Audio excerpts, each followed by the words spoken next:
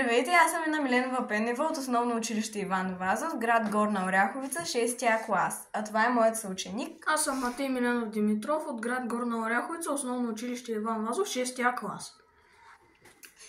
Всички обичаме да играем, но кое е това нещо, което всички деца обожават, а родителите и възрастните не обичат, защото прави страшни бъркотии? Това е слайм, разбира се.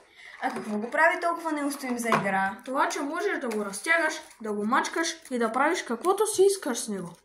А откъде можем да си го закупим? По принцип може да си го закупим от магазина, но защо да си го закупуваме, като можем да си го направим в домашни условия?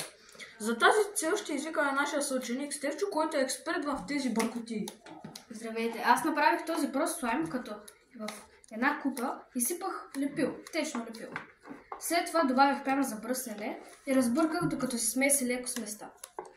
Изсипах и боя, която да оцвети слайма, и пак разбърках. След това в предварително разтворен боракс изсипваме леко по лека, докато се сгъсти и стане това. В науката разбрахме, че слайма е мнението на латечно, защото когато го оставим просто така, той се разтича и се опитва да вземе възможно най-плоската си форма.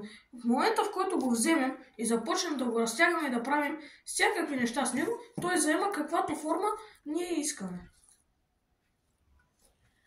Момчета, вие обичате да правите страшни бъркоти, но защо не помогнете на родителите си, като вземете този слайм и изчистите праха във вас?